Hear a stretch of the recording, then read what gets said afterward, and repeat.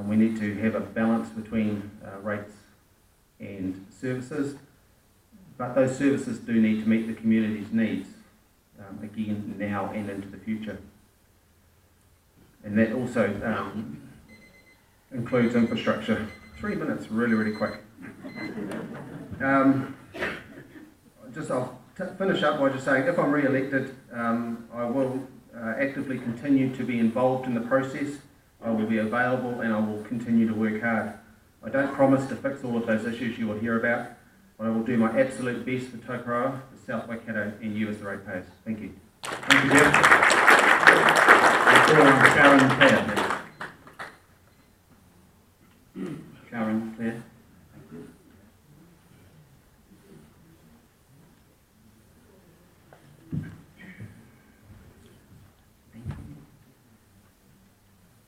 Kia ora, my name is Sharon Clare, and I begin by thanking you for the invitation to share with you why a vote for me is a vote for you. Have you all received your election papers? Yeah, great. Because time is tight, I won't repeat my background because it's all said in the candidate profile statement on page 13. So I'd like to begin with our district's vision, which says something along the lines of a healthy, thriving, sustainable community. I have put it out there in the profile statement that I am supportive of real jobs with decent wages, relevant health services and safe communities. These 3 areas of life, I believe, align with that vision, and therefore I stand for keeping this vision and building on the strengths that have been achieved. Vote Clear is a vote for clear direction. I am for growing a service economy in Tokoroa. A service economy brings real jobs, an economy that strengthens security, support and social activities. An economy that not only encourages safer communities but offers financial security through a stable rating system. Our 10-year plan does not expect rate increases, and I want to be at the table to ensure that happens. We need to ensure that the future, which is your young adult children and grandchildren, live in stable communities. Communities that value the dignity of family. I say this because we have spent our adult lives paying tax, holding down jobs, raising families, working for volunteer clubs and organisations, and being good citizens. We know what our children, grandchildren and great-grandchildren can expect in their future, and we all want them to have the stability of wisdom that our experiences bring to society. We can do this by supporting affordable housing, quality education and health. We need to prepare and have these in place. So how can I help you? I can act as the conduit to facilitate between the Ministry of Education, our local schools, local property owners groups, and of course the DHB. Prevention is better than cure, and any community that supports active ageing is a community that values the ageing process and reduces the risk of costly health care. I think we do pretty good in this area, and that we are a place where people are choosing to come to retire. A continued improvement strategy will enable a walking town philosophy to become a reality.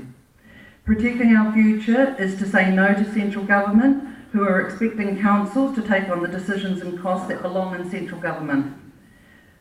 I began by saying a vote for me is a vote for you because at 55 years of age, I want to live in an age-friendly town. I want to engage with you and bring your policies to the council table. I stand for a community that is strong, stable and sensible. Hopefully you have heard that. If so, vote clear. The future is clear. Thank you for your attention. Thank you, Sharon.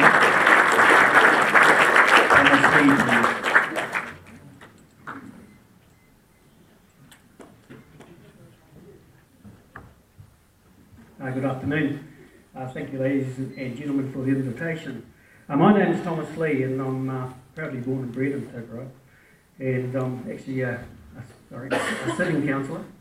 I've been married to my wife Kay for 36 years, and we have 2 sons, Matt and Kieran, and 2 beautiful grandchildren, Bella and Christian.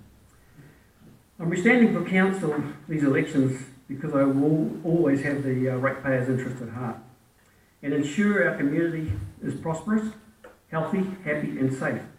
I believe anyone who wants to have a say should be able to have a say. I'm a very good listener and have empathy for people and their views, even if they differ from mine. I'm socially minded and have the passion, commitment, life experience and local knowledge to serve the community and the South Waikato District. I would love to see the South Waikato District prosper again.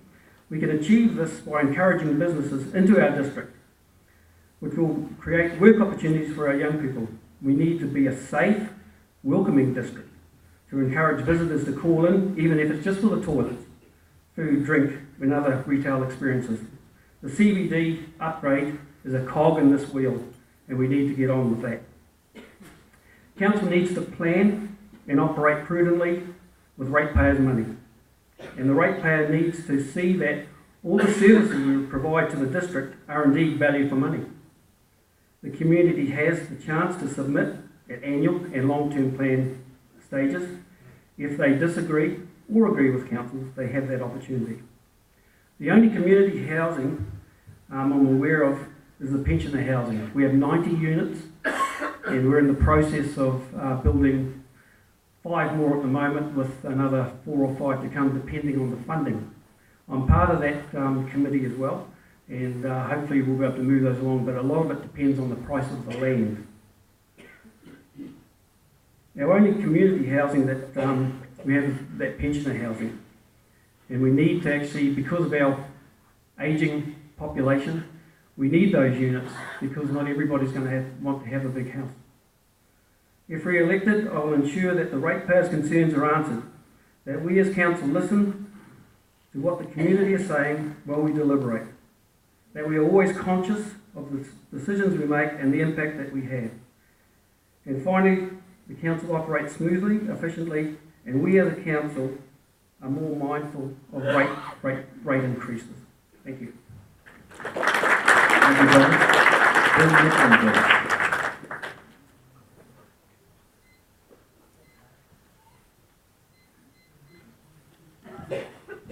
Good afternoon, everybody, and thanks, Great Power, for the invite. 3 minutes, and you posed us 6 questions. I'll try and get through them in that time. Why am I standing for council? Well, like Marion Blue Senior, I believe I've done my apprenticeship. I've learnt the rules and regulations, learned a few hard lessons in council meetings, and I want to continue, now that I have that knowledge, to put some things into place. Why am I a suitable person? Well, I'm an open person, I'm an honest person, I'm a good listener, and sometimes in this job I've found that you have to listen to some people who have got some way out ideas. But with every madman there may be a good idea, so you do have to listen. I have common sense as well, and I like to see all sides of an argument before I make a decision. What do I want South Waikato District Council to achieve in the next 10 years? Well, the first thing I want to preserve is our independence. Central government seems to want to muck around and get their finger in the pie of local governments. Amalgamation was the word used. Now they're talking about things called council-controlled organisations. And our mayor has done a good job of going to Wellington and fending off these things with other mayors and members of the local bodies group. What is important to see in council? Well, first of all, what do I want South Waikato to achieve in 10 years is not only independence, but it's also an improvement in image. It's not just the image coming into Tokoroa or out of Tokoroa on the roadsides, but it's the image of the town in general. We all know the story about the Arimuri Bridge. The bridge opened and headlines in the paper said, "New bridge opens north of Taupo." 10 days later it said, "Man killed at bridge south of Tokoroa." This is not good. We're not a frontier town. We never were really. So we also need to keep rates within reason. So that's what I'd like us to see us achieve, some of the things in broad brush. What is important for council? Planning and operations? Well, good planning, of course. Good planning is absolutely critical, and with the new Healthy Rivers Act and things coming into being, we're going to have to plan for that. Our wastewater systems and everything need to be improved, so that is one thing we need to do. We need to keep a close eye on our assets manager. That's where all of the money is spent, on roading, parks and reserves and things like that. And at times I've felt a little let down by some of the things that have happened with our parks and reserves in particular. Our cemetery, I've fielded a number of complaints there and have to take them forward. What do I know about community housing? Well, like Thomas Lee, I'm very much in favour of the pensioner housing. We have an ageing population,